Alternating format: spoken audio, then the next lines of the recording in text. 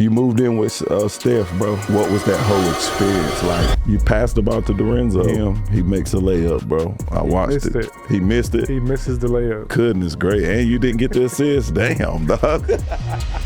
Come on, Zoe. For Omar Carter, everything changed for him when he collapsed playing basketball nearly 10 years ago. I'm in the ambulance. He's like, your body kind of did like a shift like that. And he was like, I knew that you had too much swelling on your brain and you weren't gonna make it. My brother talked about it on the ESPN piece. He's like, they told him, it's a 3% chance. And then for me to wake up, I hit my head, not to be paralyzed, not to have any extensive damage to my heart or my body. It was nothing short of a miracle.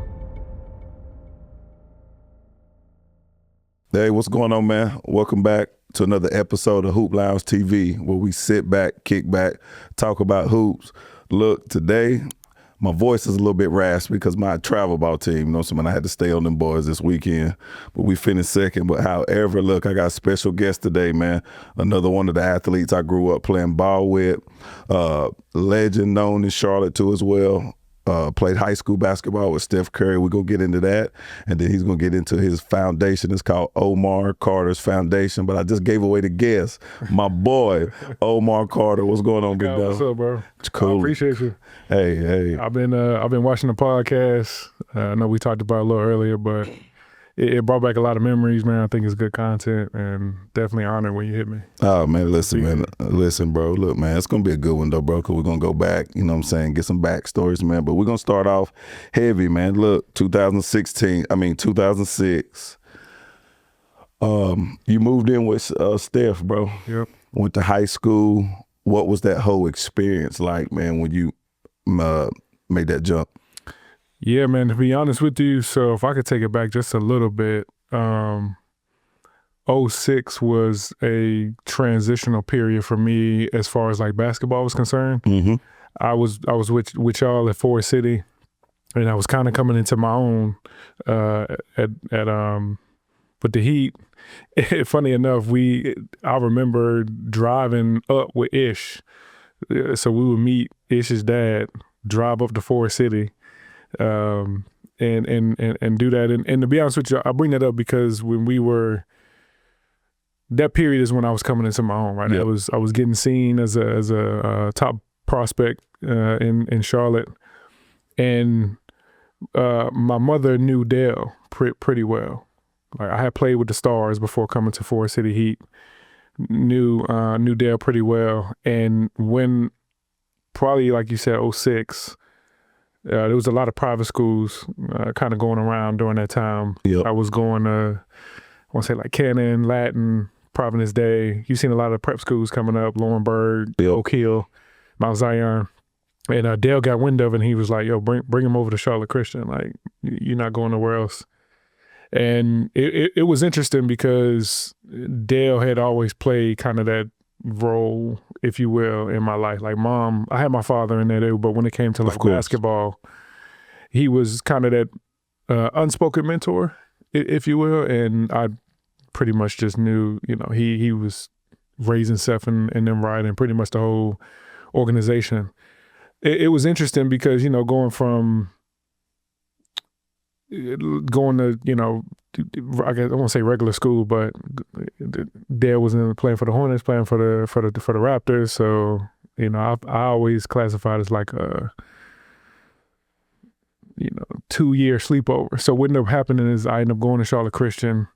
My parents were going through some stuff, so I actually started living with them. And so for about a year, 2 years, I started living with them, and I'm joking, say that's pretty much, a long 2-year sleepover. It was pretty cool, but it also gave me a lot of structure that I needed, not only on the court but off the court. Like, there was no TVs, no cell phones, even though back in 06, that cell phones wasn't really out back then. Right, they had the Nokia joints, right. We had to type in the ringtone. And you had to go to the corner store to get the scratch off to put the minutes on the phone. And then on like weekend, I think we got like an hour of TV a week. I can't remember. And then on weekends we would be able to watch. So that structure, being in the gym all the time, it was much needed. But to be honest with you, I just wanted to be around. And This was also the time, I think, we will remember Steph and them had stopped playing basketball or AAU for like a year. Yep. They talked about he changed the shot.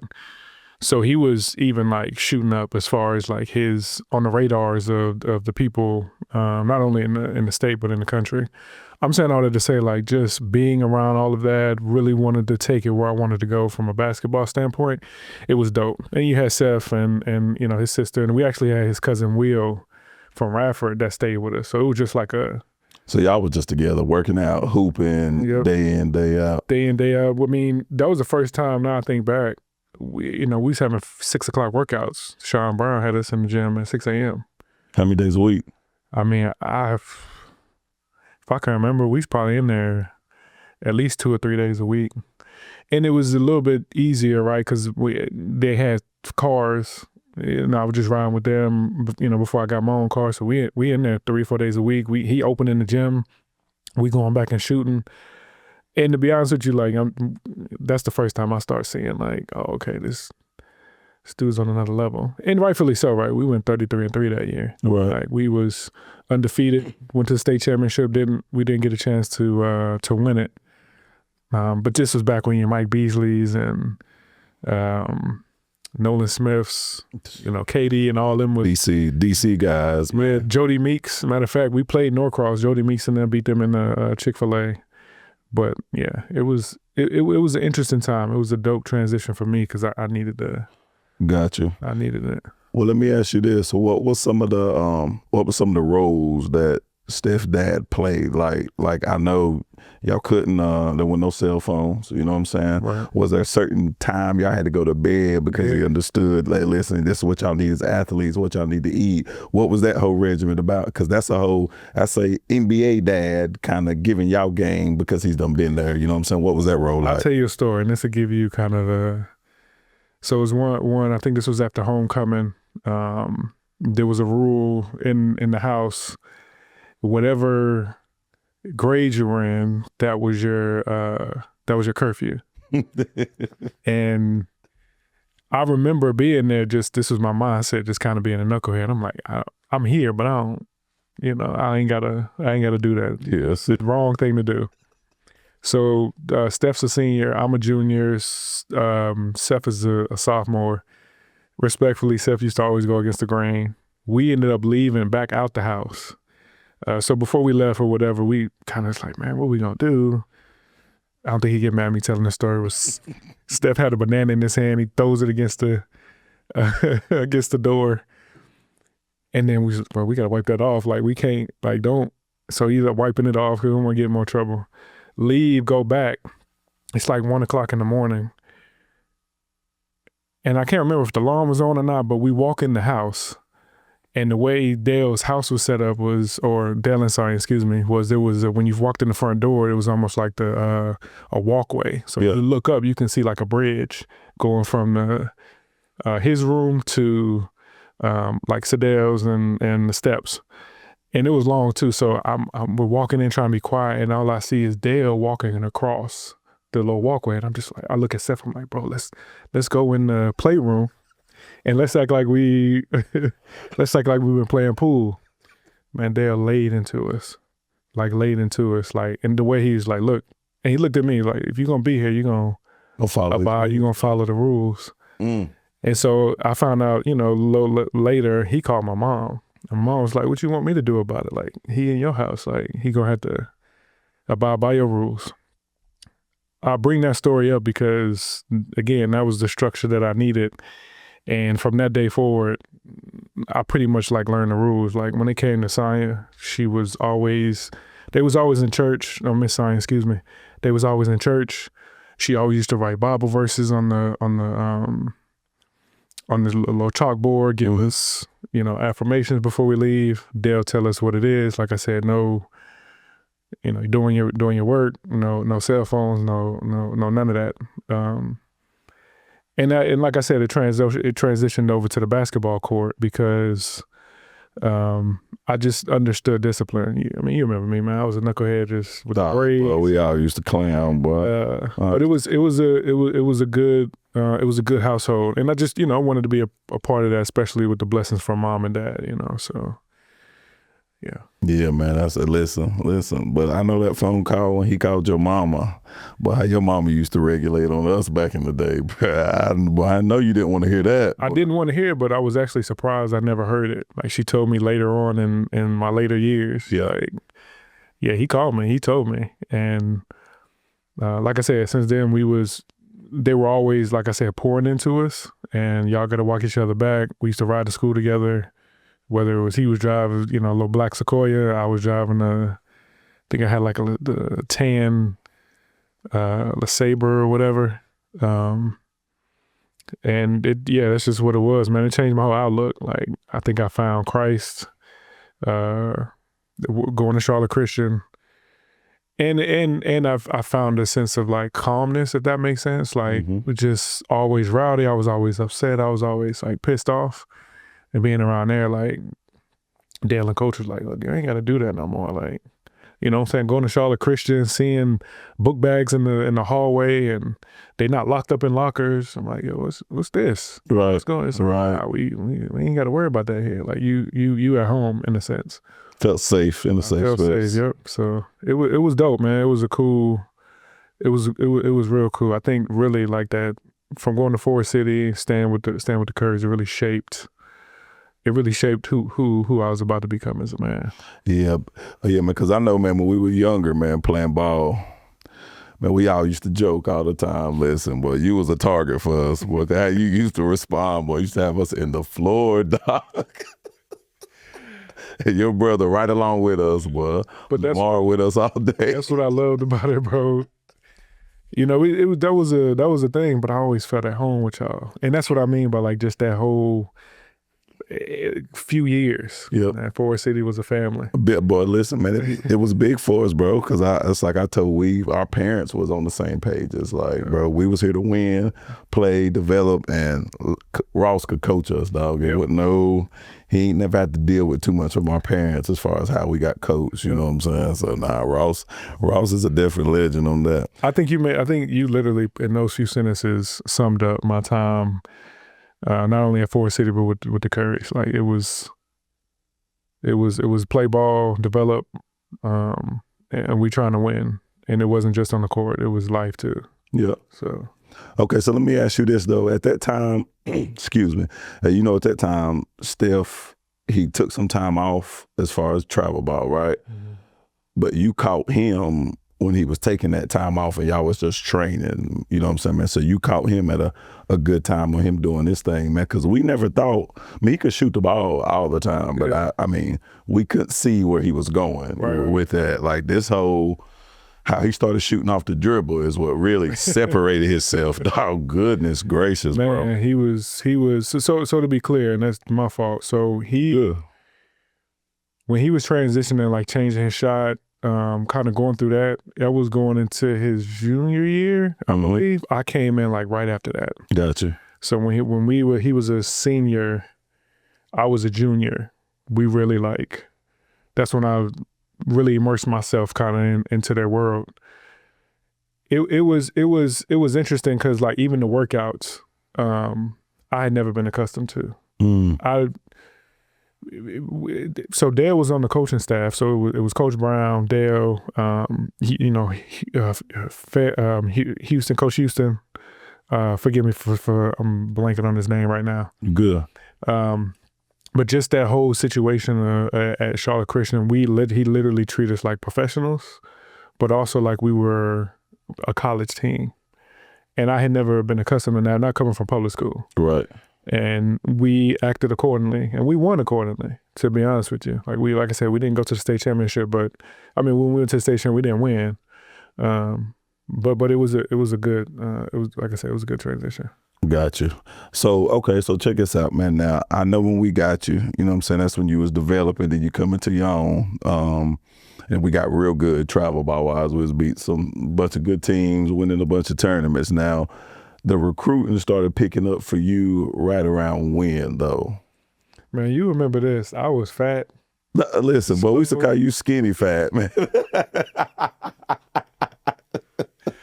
Blackie, boy, it was the days. We used to be like, how is he scoring like this, dog? Facts. I bring that up because I could score the ball. I didn't want to play no defense. I think y'all used to get on me about that. I didn't want to play no defense, but I was starting to have a feel and understanding for the game.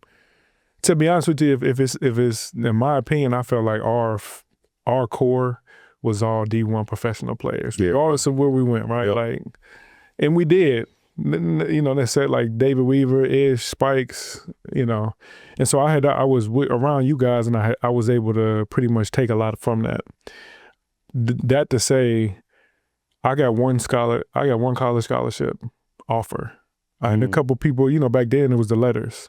Had probably trash bag full of letters, but I went on 2 visits, one unofficial, one official. And 5-star back then was huge. Yep. I don't know if it's still huge now. You know, you have so many camps. I don't keep up with the. Yeah, the landscape's way different now, though, bro. Yeah, it's way different now. But 5-star is where you wanted to go. Shout out Coach Johnson and God rest his soul, Garfinkel. But Garf came down with Coach Johnson. Coach Johnson was kind of always in my corner. I never forget, he came to Charlotte Latin. We had just came from Norcross. I'm a junior. He like, look, I'm like, Coach, like, I only got one offer. You know, I'm trying to go here. I'm trying to go there. He's like, take the first scholarship they give you. And I'm kind of disappointed at this point because I'm like, man, Steph going to Davidson, Ish going to Wake Forest, David going to Weaver going to Wake Forest. Just has to be around, I'm like, man, I'm decent, you know. Yeah. But went to Charleston Southern, and he told me, he said, look, get the first scholarship they offer you, and basically put in work. Put in work. If you want to leave, if that's in your cards, do that. And I was blessed enough to leave Charleston Southern to go to App. But to answer your question, I only had one scholarship.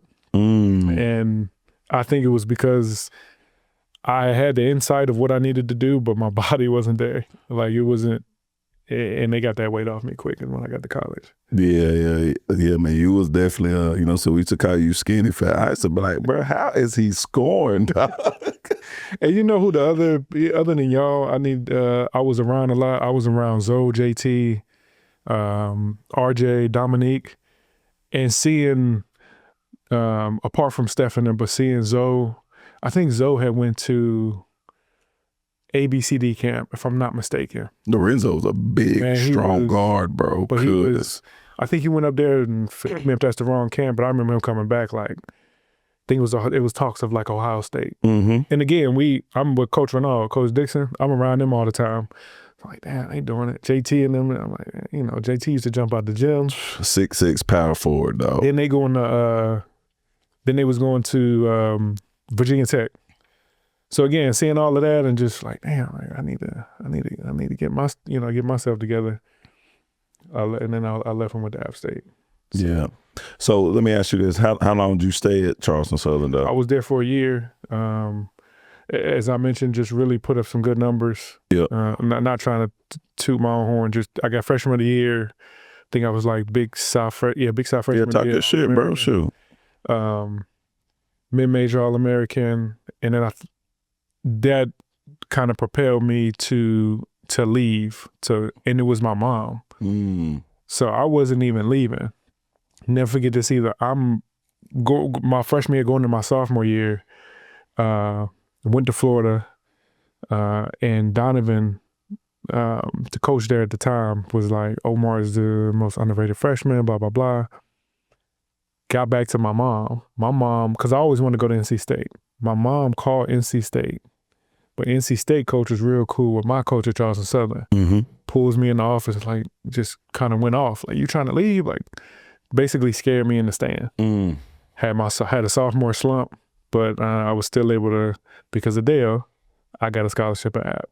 And I don't think a lot of people know that story. But I was at Charleston for a year, did well. Sophomore year, still did decent. I told my mom, look, I'm trying to get out of here. I was honestly real close with Mac. So I think at that time, Memphis had went crazy. I think they went to like the national championship. He left to go to Houston. I'm like, I'm about to leave and try to go to App. took a couple visits. I'm actually going down 85 South, get a phone call from Dell. Mom put me on the phone with Dell. It's like, look, like, Buzz Peterson about to call you. You ain't going nowhere else. When he called you, basically act accordingly. He didn't say it like that, but Right. picked up the phone with Buzz. I'm like, all right. Well, Dale said I'm going to App State. I'm going to App State. And that's how I got the app. Man, that's what's up, man. That's what's up, man. Because let me ask you this, bro. Was you there with was Don there with you? Don was there. I think Don had graduated the year I got there. I was there with Donald Sims. Okay, with Sims and them. But Don was from the Mountaineers. Yep. Wasn't Yep. Don. Yep. Because listen, man, he ended up he left App and came with me to a junior college. Okay. Yeah. I was like, I know Don wasn't that older than that. Nah, yeah, Don was a year younger than us. You know what I'm saying? So he came with me to a JUCO in Wallace State down there in Alabama. I heard that. Because he was under Fancher. Yes, that's what it was. No, Don went there. I was there with Sims. Yeah. Sims was a bucket. Man, Sims could shoot it. This is my opinion. Sims reminds me of Trae Young. Does he? Just as far as his body frame, how he shoots the ball, his look, understanding of the game, and just that tenacity. Yeah. That's what Sims was doing out in college, in my opinion. Yeah, but shoot, he used to he's from Gaffney. Yep. Yeah, man. So he know Quest and Jew, all them boys that we play with too, man. That's great. AZ. Man, I ain't heard Quest in a minute. Man, Quest cool. I be seeing him on the book all the time. See still Quest. Jew in the weight room. Yeah. Man, he good, bro. You know what I'm saying? He good from what I see on there, man. We always chat on there, you know what I'm saying? Pay respect to each other, man. Cause man, you gotta realize though, bro, like we played together for a long time, bro. It was pivotal for us because we all still cool to this day. You know what I'm saying? And still communicate, man. So that's kind of how I got back into this. When I had my episode, I lost some memory, but I remember the heat, like that whole time. We were there from 12 and under. Yep. To 15, or was it 12? No, 12. I think it was like 12 and half of 16 because we all started going our different ways after we won. They had 16 and under, right? Yep.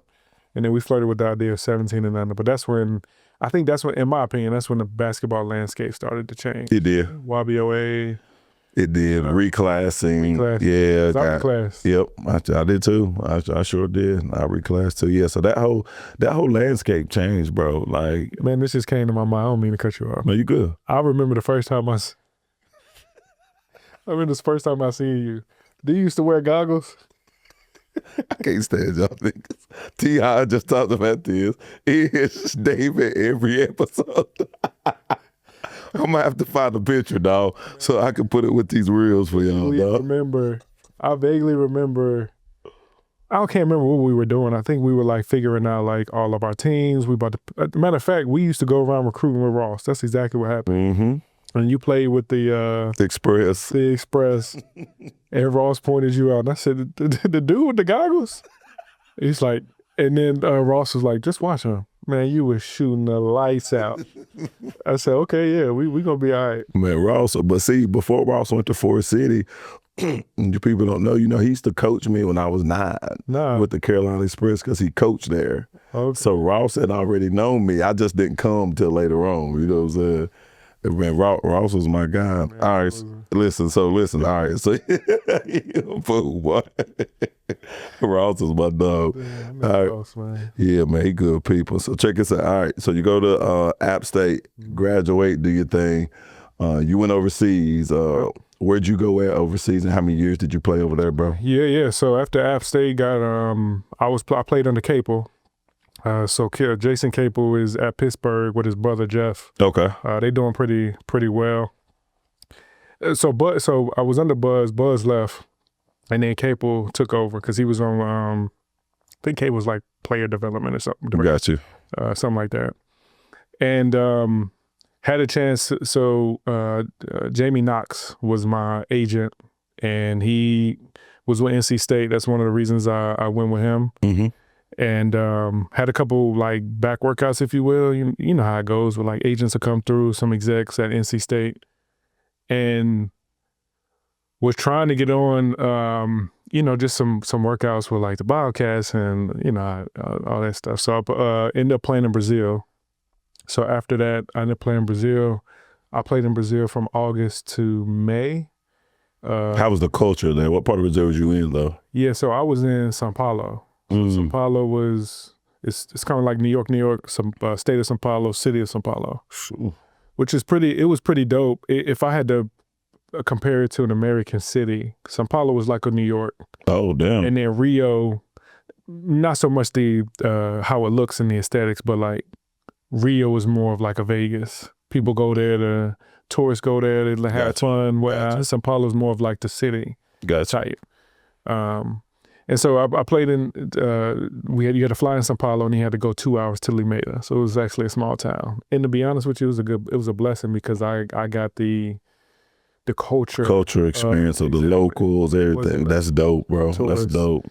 And so it was a local team called Winter Kaboom.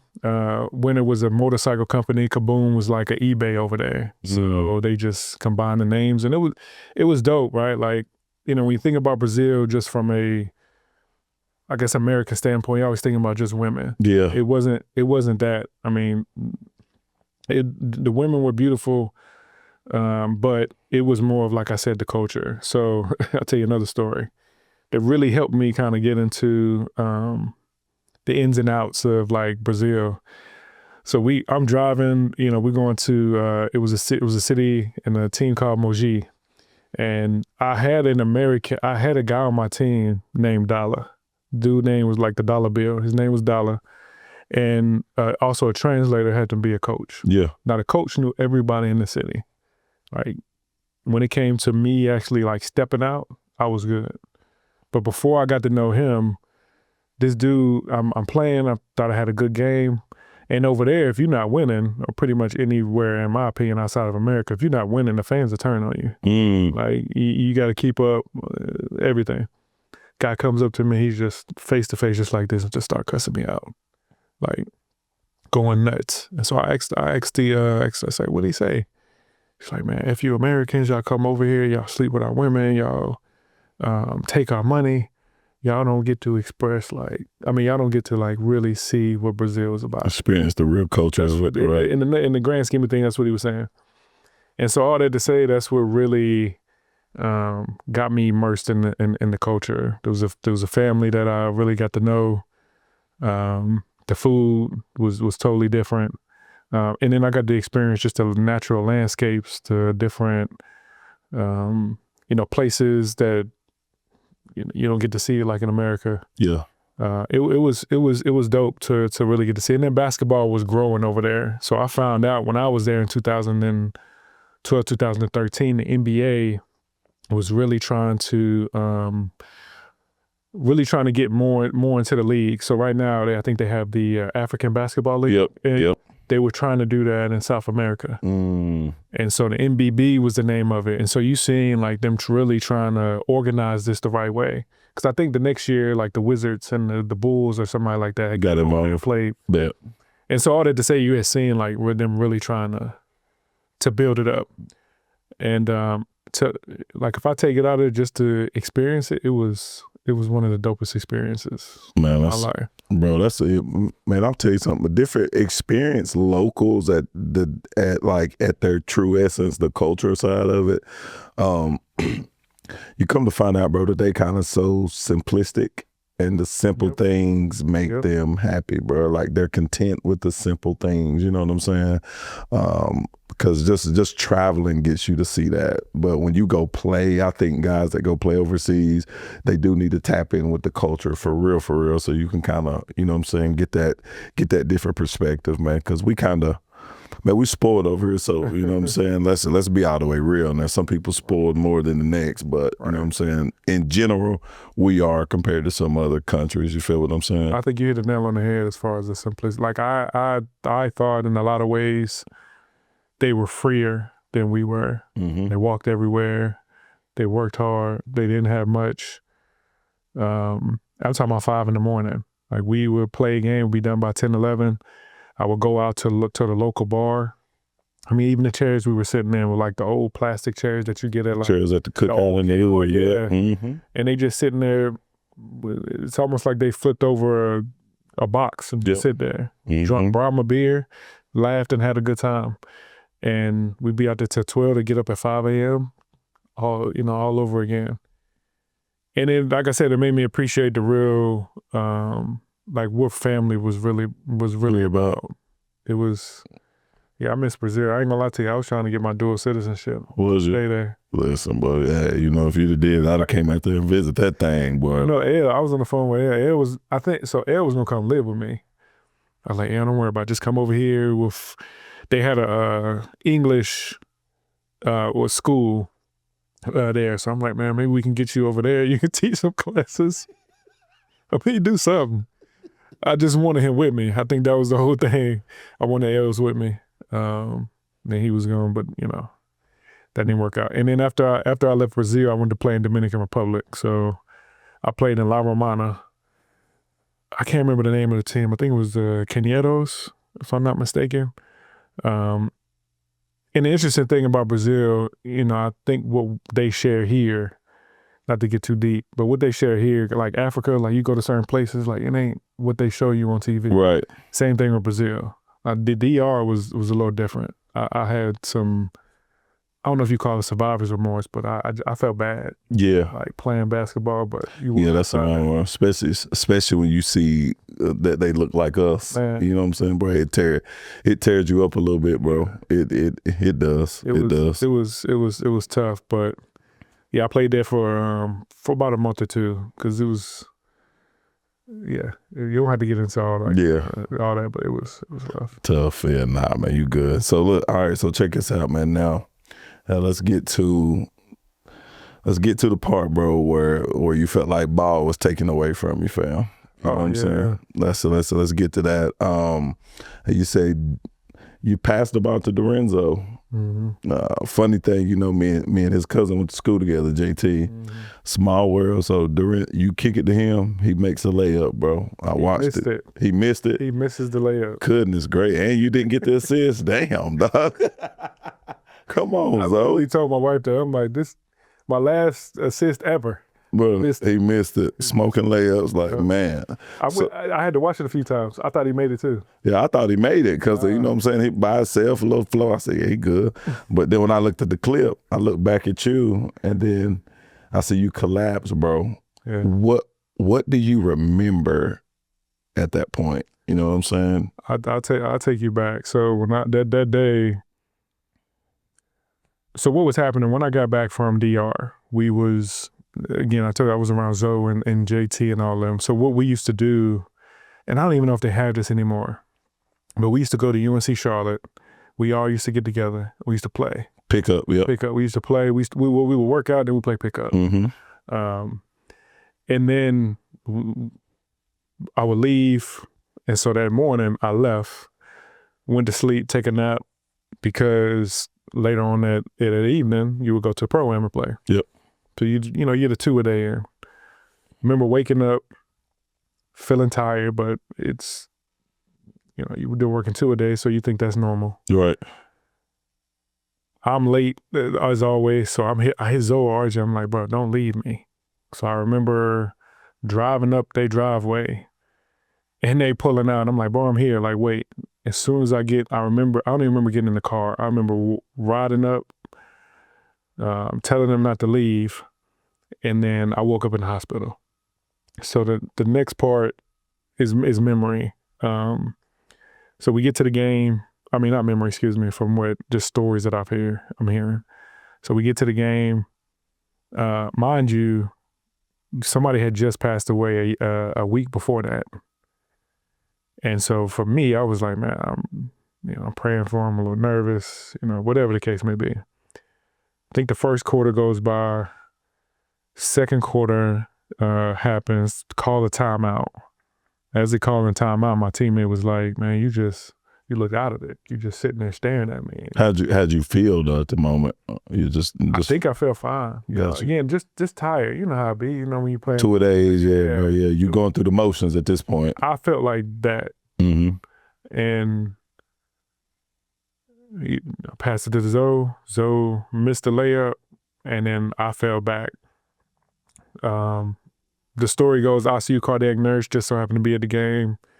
She hadn't came in 2 years, she had told me, because, the program was pretty active. Yes. I think Jeff McGinnis was doing it, and then Morrow and them took it over. And she had been in 2 years. She decided, I think she said she decided like 30 minutes before to come or a few hours before to come. She was 30 minutes late, and she was in the bathroom. And my wife's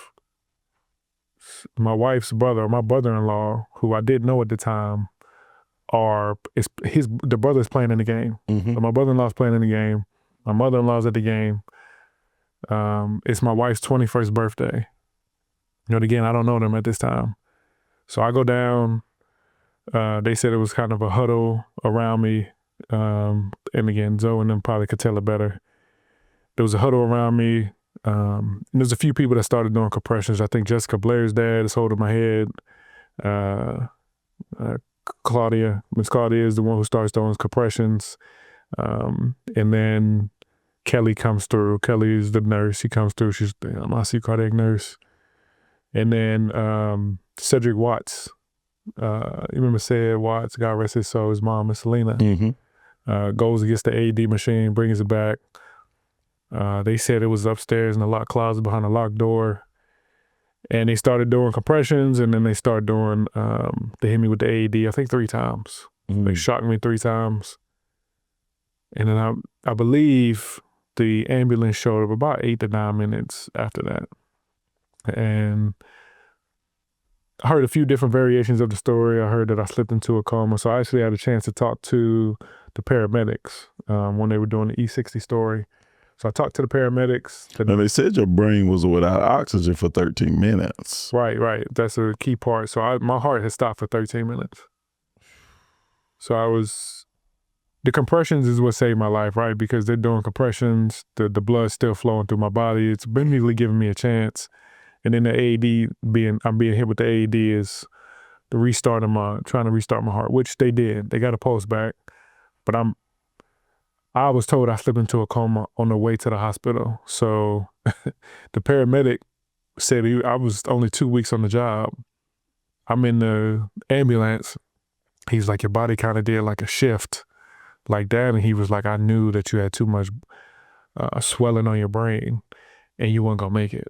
And at the same time, they were like, you're hot.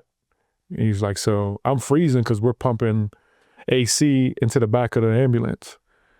And he was like, when I seen that, he was like, man, he was like, I'd never seen anything like that before. And he was like, I was rethinking, what I was going to do. That I would still want to, continue.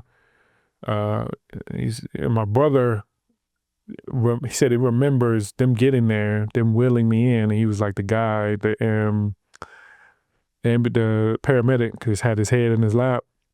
My brother yelling to me like, it's going to be all right. And he was like, he remembers them doing kind of compressions in the emergency room. So I slipped into a coma. And then they do what's called therapeutic hypothermia. They essentially wrap your body in ice blankets to bring your body temperature down to give you a better chance of survival. So it was interesting. So I was in a medically induced coma for about 48 to 72 hours. Don't quote me on that. I think it was a couple days. Woke up. They said it was like it never happened. Well, you know what's crazy though, bro? I know when some people go into that, like, they don't come back all the way. Because when that brain starts losing that oxygen, bro, there's a lot of other shit that goes with that. You know what I'm saying? I mean, it was. I'm a man of faith. Like, I believe. I told you I found Christ before all that happened at Charlotte Christian. I knew the series of events that happened that night. It was supposed to happen that way. And I say that because the foundation that I have now. Just learning through that, knew was a need there from a lot of athletes having cardiac arrest. Like 90% of people that have cardiac arrest don't survive that. So I'm already in that 10 percentile, and then my chances of surviving every time a minute goes by, so 13 minutes, that's, and my brother talked about it on the ESPN piece. He's like, they told him, it's a 3% chance. And then for me to wake up, I hit my head, not to be paralyzed, not to have any, extensive damage to my heart or my body. It was nothing short of a miracle. So what was your thought process? Well, so I don't know if you remember this, but when you woke up, people were talking to you, I guess, try to get your thoughts back together. What do you remember from that? So I'll say when I was in the coma, I was at peace. I'll hear a lot of individuals say, I seen the light or whatever the case may be, and I wish I could remember.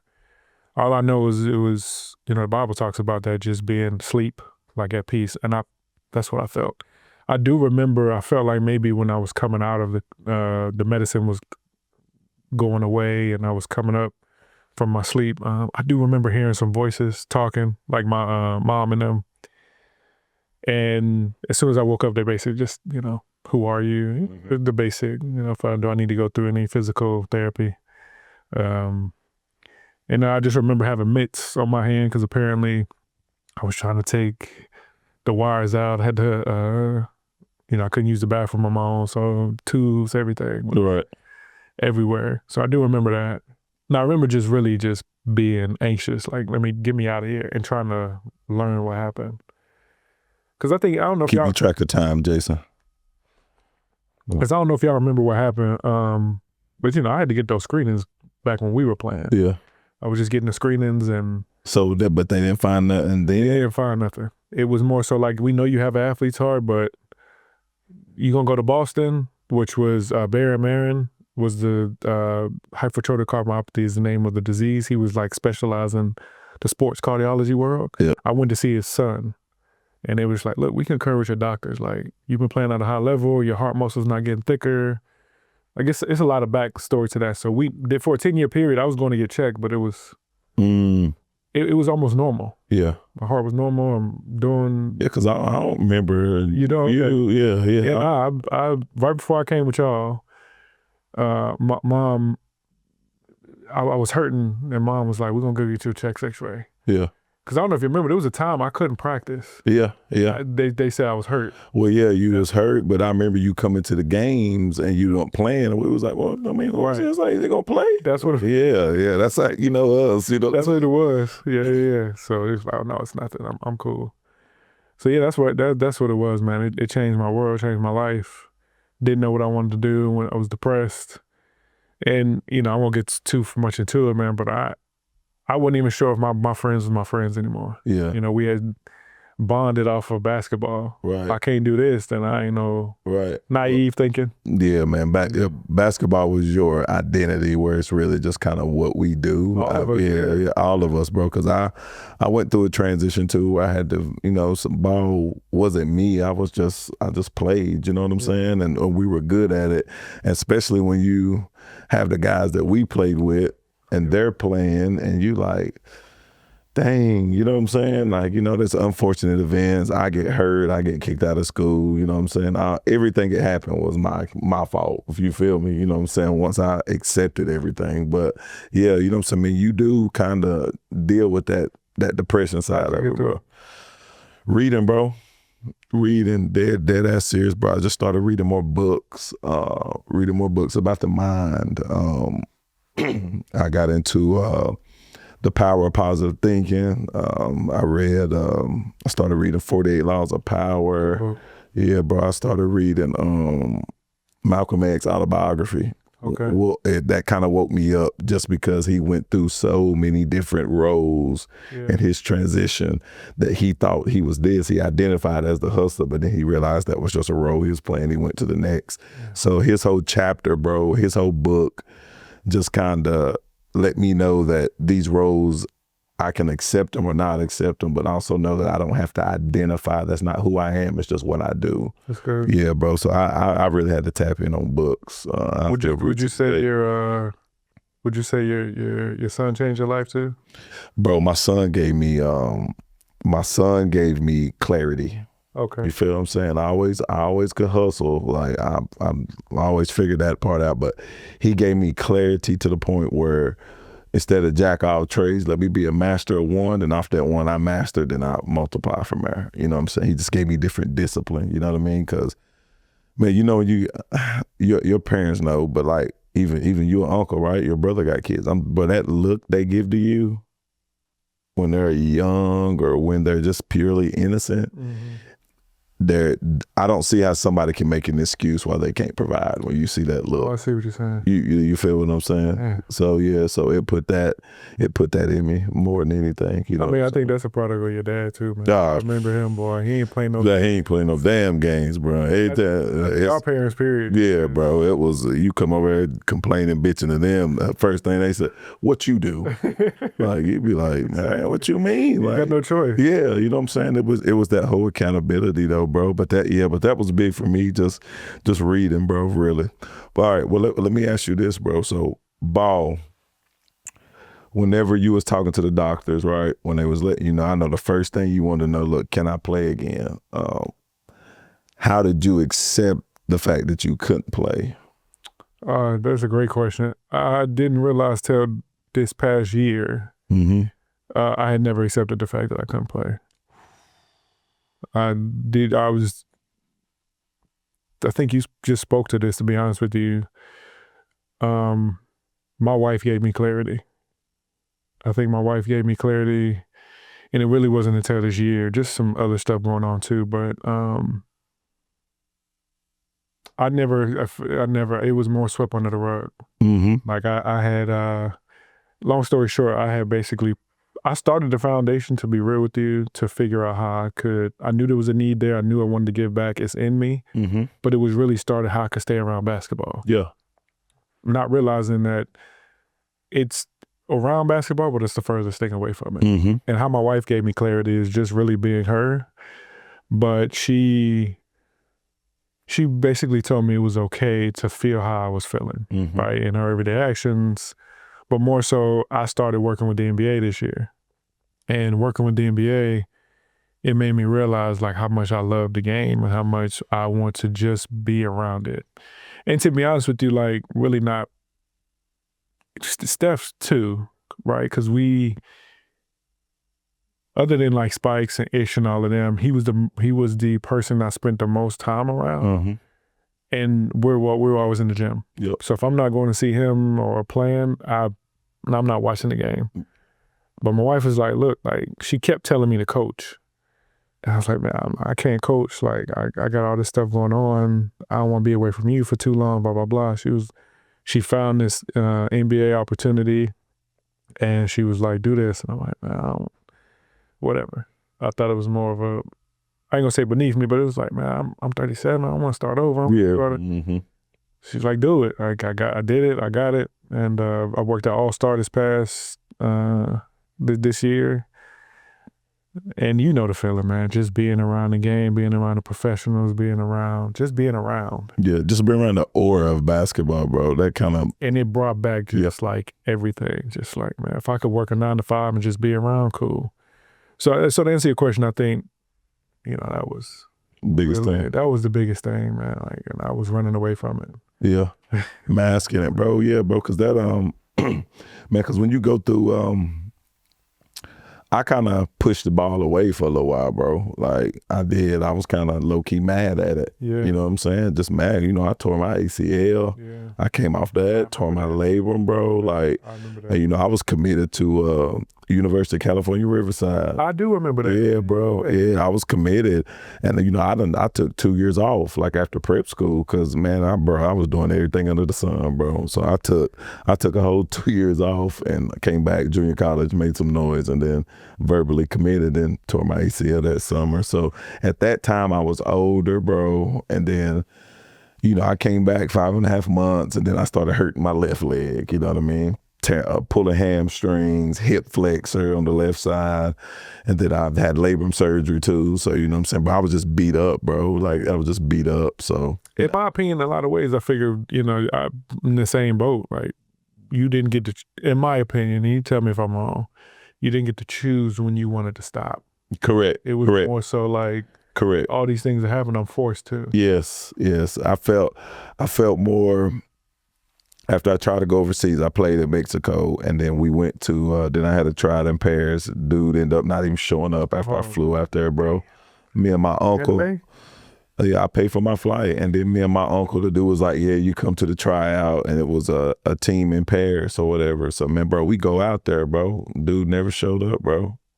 Never showed up. So at that moment for me, it was like, cool, let me dive deep into business. Like, you know what I'm saying? My dad didn't let me work when I was younger, so I always sold DVDs, bootlegs, all that. Yeah, hustled all that, bro. So I just kind of pivoted into, hustling, man. Really just, now I'm in real estate, day trading, stock, things of that nature. I follow you online. I follow you. You do your thing, man. Yeah, bro. I just bought some land and shit. I'm about to build something in a little small town, man. Yeah, we out of Midland now. Wifey wanted some land, and we blessed enough to be able to. We got about 1.5 acres. We want more though. Yeah. If Lord willing, I'm perfectly content with what we got. But like you said, I tried to go to counselor. I tried to go to therapy. It wasn't. Have you fully accepted it though, all the way? About like, I know it was taken from you, meaning that you just didn't feel like you got the chance to put it down. You felt forced. Do you ever think you're gonna just truly accept that? What's funny? I bring up like working with the league this year. Mm-hmm. I think this year. Okay. I literally sat down. It's funny you asked me this because I sat down yesterday. I was at the car wash. And I was just cool. I had always thought I needed to be in front of people, do this, do certain things. And I was like, man, working with the league, just being around. And I don't know if it's because like a lot of my people too is kind of like retiring. Yeah. Just to be honest with you. Like, when it happened to me there in the Thissa thing, I'm like, damn, man, like I used to do this, I used to do that. I think so. I think I'm content with it, but I think it's because I'm back around it. Yeah. I'm not chasing for something. Yeah, for me, bro, it's just coaching for me. Like really, I was coaching high school.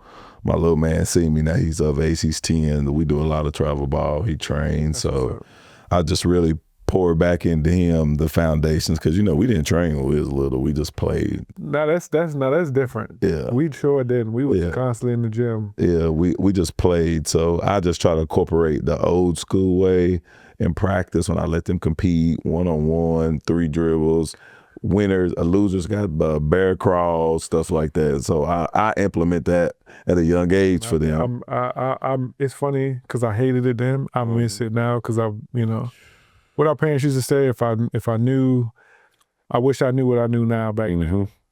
And that goes back to what we said before. I didn't know what it meant to truly work out. Yes, bro. Yes, when bro. I went to Charlotte Christian, I'll tell you another thing that just came to my mind, just the workout regimen.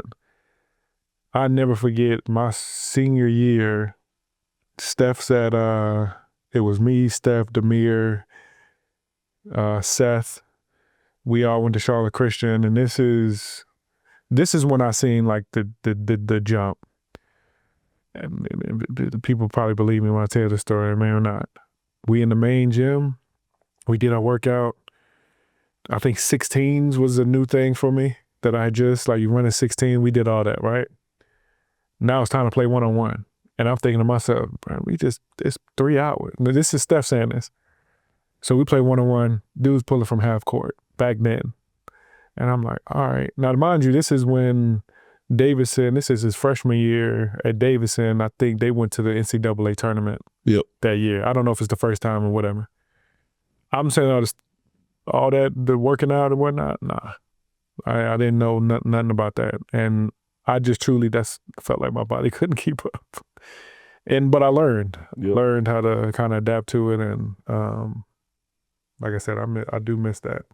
Yeah, man, because I'm telling you, bro, once you kind of get over it, like dealing with it, especially I'm coming off ACL, that's why I always like to train where you pushed, you're being challenged mentally, because I think that development carries over to life, you know what I'm saying, outside of the cones and shit like that, which I don't knock those guys, don't get me wrong, you know what I'm saying, but I think there needs to be a balance on where the kids being challenged, hands down, man.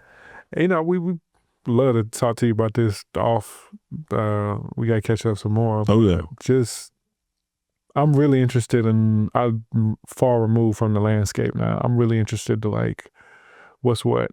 You know, back in the day, it was they coming to high school, just the simplicity of like coming to high school games to get recruited.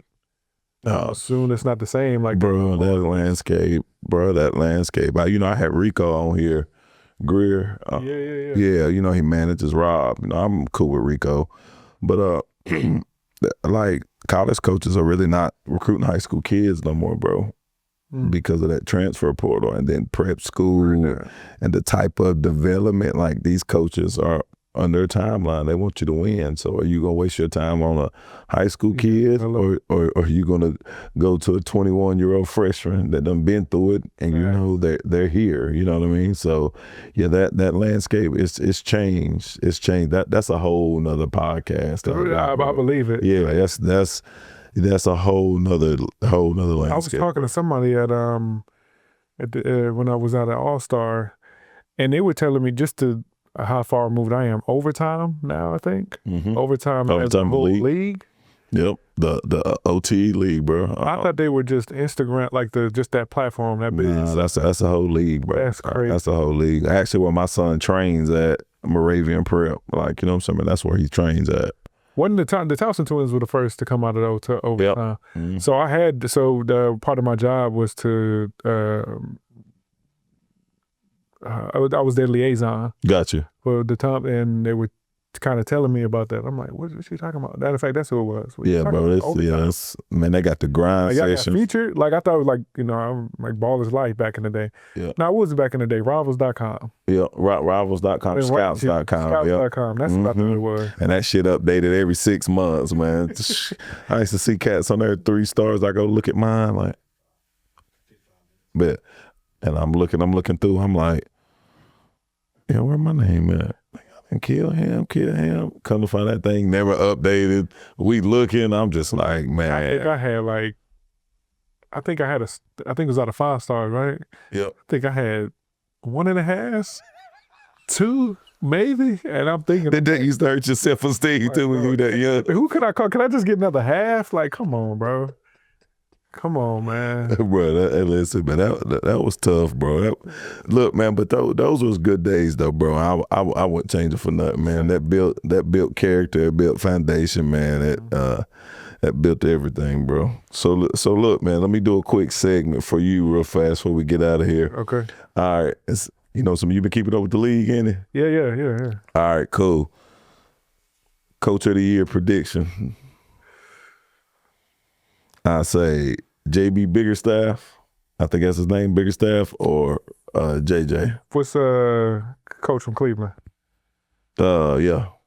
That's Biggerstaff? No. I think the coach at Cleveland, Biggerstaff's in Detroit right now with Cass. To be honest with you, I say Cleveland. Yeah. Cleveland or Biggerstaff. I know he got a lot of. Didn't his father? Am I off? His father. Didn't Biggerstaff coach Charlotte? I mean, I have no clue, but don't get me lying. Yeah. Okay. I say the coach from Cleveland is up there for me. All right, so or JJ. Yep, I'm telling you. JJ's, man, he went. I think they had a lot of doubt. Yeah, they did. So I did too. I say JJ or the coach from Cleveland. Man, I always like JJ. Yeah, he just shows he has. He has basketball IQ. Yeah, he has basketball IQ. He can do from it. The coach's perspective. He's likable too. He is. And he has that mind. Mm-hmm. You know, he's a player's coach. Yeah, man. And yep, I agree. Players coach. And last one, who's going to win the MVP this year? Man, I'm always go Steph. You can go Steph again. I'm always go Steph. It's biased though, ain't it? I'm biased, but Donovan Mitchell is playing out of his mind. Yep. I don't know if he's in the running. I'm gonna tell you who I know is gonna get it because he got snubbed last year. I feel like I ain't gonna say snub. Yeah. Yeah. But they number one in the West, man. And he's averaging over 30. Respect. Yeah. I respect it. You know, it's interesting. Like when I look at, and again, I'm biased when I say Steph, but when I look at Steph, LeBron, all of them, it's almost like, you know, your Jordans. Like, Yeah. they should get it every year. They just that good. Even Jokic, in my opinion. Jokic, Yeah. Man, I saw Jokic at the league. His brother, would they say he a unit? That dude is like 6'8", Goodness. 6'9", maybe. I may not even, but I'm looking up to him. And he just walking like a UFC. Jokic is big too. Man, Jokic, his brothers and them crazy now. His older brothers now, they don't play no game. That's what he's talking about. Yeah. His older brothers walk through the nicest dudes you ever meet. One of the nicest dudes you ever meet, but dude don't walk around with no security. You ain't got to. Like his brother. So it was, yeah, if I got, I say Steph, man. Steph is playing out of his mind. I think the Warriors gonna win the ship. But I would say Mitchell or Shai. Mitchell or I'd Shai. say those three. All right, bet. All right, Mitchell and Shai. I'll deal with that, and I give you a little pass on the Warriors just because you know they got Jimmy, man. So I give you a little pass on that. Playoff Jimmy gonna come, man. I think so. Playoff Jimmy. Man, playoff Jimmy give me them Ron Artest vibes, them crazy vibes. But hey, I'd rather have that shit on my team than play against it, dog. That's facts, man. You know, one of my favorite players other than Steph is Draymond. Yeah, he get a lot of slack, but like, I rock with him. Him, KG, all them shit talkers. I love it, bro. And I need KG. I need them to put KG on a mainstream. Like, I love his podcast. It's, you know what, this is the last thing I say. I think what we're seeing now with the basketball landscape, as far as like former players really getting into the analyst roles, really being able to tell the stories, even like kind of what you're doing here, like I think that's the best thing. And don't get me wrong, you need your Stephen A's and all the analysts, right? But the basketball players sharing those stories, locker room stories, yeah, man. I think that's the best. Yeah, they be in there tripping, hands down, bro. Yeah, it's good, man. But shoot, man, look.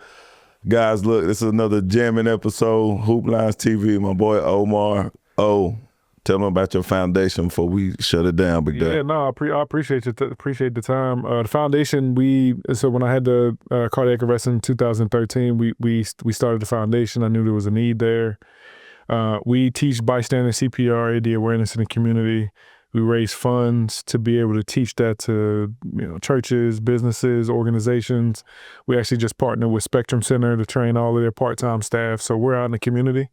And we place AEDs as well. So we raise funds to place AEDs in the communities. And then I'm just I want to be a spokesperson, just individuals that have dealt with cardiac arrest. They've dealt with losing a loved one, heart issues, whatever, I'll do some speaking too. So that's what we do, advocate for other cardiac arrest survivors or those that, have a need when it comes to those things. So foundation, the OmarCarterFoundation.org, we're out here in the community and we're just trying to, make sure that everyone knows, a life-saving technique.